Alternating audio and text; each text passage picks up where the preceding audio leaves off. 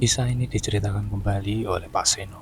Beliau adalah salah seorang pengajar di salah satu madrasah di Kabupaten Nganjuk.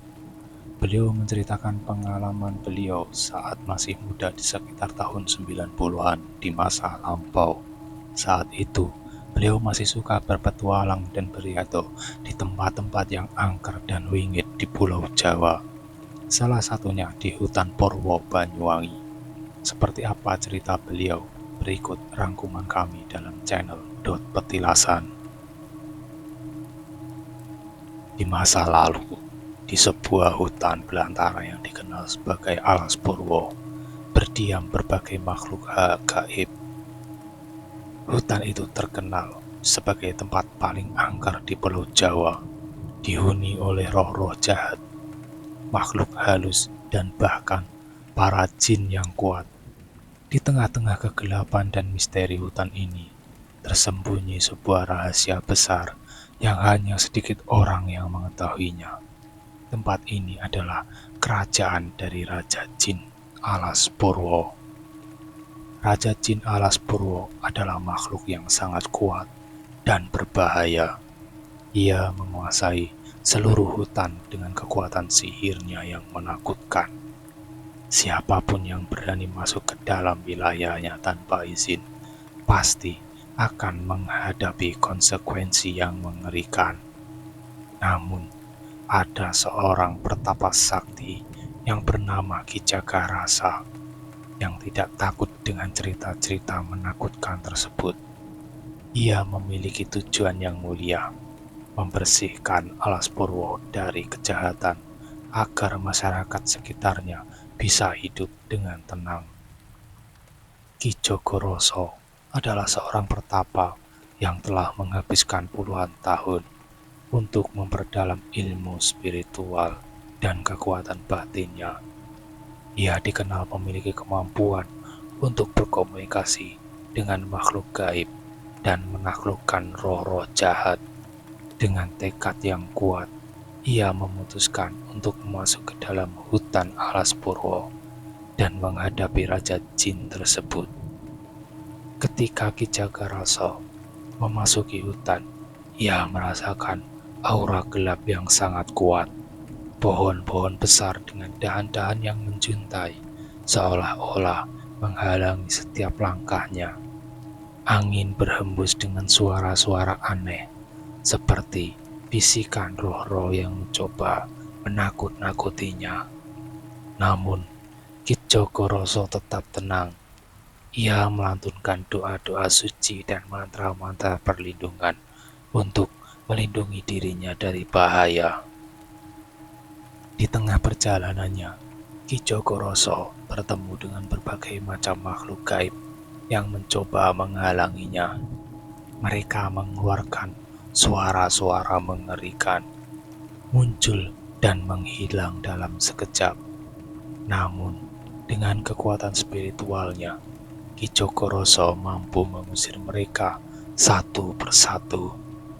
Semakin dalam ia masuk ke dalam hutan, semakin kuat aura jahat yang ia rasakan. Hingga akhirnya, ia tiba di pusat dari Alas Purwo, tempat yang dikenal sebagai kerajaan dari Raja Jin. Raja Jin Alas Purwo telah mengetahui kedatangan Ki Jogoroso. Dengan mata yang bersinar merah menyala, ia memandang Ki Jogoroso dengan penuh kebencian. "Siapakah engkau yang berani memasuki wilayah kekuasaanku?" Suaranya menggelegar seperti petir, menggema di seluruh hutan. Ki Jagarasa dengan tenang menjawab, "Aku adalah Ki Jagarasa, seorang pertapa yang datang untuk membersihkan hutan ini dari kejahatanmu. Aku ingin membebaskan tempat ini dari kegelapan dan memberi kedamaian bagi mereka yang hidup di sekitarnya." Raja Jin tertawa terbahak-bahak. "Beraninya kau menantangku. Aku adalah penguasa hutan ini. Tak ada yang bisa mengalahkanku." Pertarungan pun dimulai. Raja Jin Alas Purwo menggunakan kekuatan sihirnya untuk menyerang Ki Jagarasa. Ia mengendalikan angin, memanggil roh-roh jahat, dan menciptakan ilusi-ilusi yang menakutkan. Namun, Ki Jagarasa tetap bertahan. Dengan kekuatan batinnya, ia melawan setiap serangan dengan mantra-mantra pelindung dan doa-doa suci. Pertarungan berlangsung dengan sengit. Kilatan cahaya dan suara ledakan memenuhi hutan. Pohon-pohon tumbang dan tanah berguncang akibat kekuatan yang mereka keluarkan. Raja Jin menggunakan segala kekuatannya untuk menaklukkan Ki Jagarasa, tetapi sang pertapa memiliki keteguhan hati yang luar biasa. Ia tidak hanya mengandalkan kekuatan fisiknya, tetapi juga kekuatan spiritual yang telah ia kembangkan selama bertahun-tahun. Pada suatu titik, Raja Jin memutuskan untuk menggunakan senjata pamungkasnya. Ia memanggil pasukan Jin untuk membantunya. Pasukan Jin yang kuat dan mengerikan muncul dari kegelapan hutan, mengepung Ki Jagarasa dari segala arah. Namun, Ki Jagarasa tidak gentar. Ia mengeluarkan sebuah pusaka sakti yang telah ia persiapkan.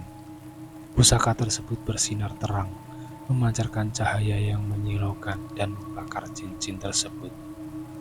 Raja Jin semakin marah. Ia mengarahkan seluruh kekuatannya dalam satu serangan besar. Sebuah bola api raksasa muncul di tangannya, siap untuk dilemparkan ke arah Ki Jagarasa. Namun, Ki Jagarasa dengan cepat melantunkan doa terakhirnya, mengeluarkan kekuatan spiritual terkuatnya.